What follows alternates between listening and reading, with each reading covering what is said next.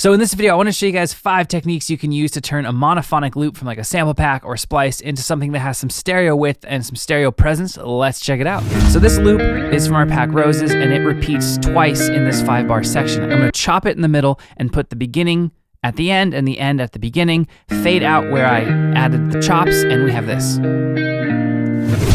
Duplicate the track, and then change the timing, add some variations, make some notes shorter, some notes longer, pan one to the left, one to the right, and bounce that in place. Load up a delay where you can add just a little bit of delay to either the left or right channel. You can see that the sound gets a lot wider.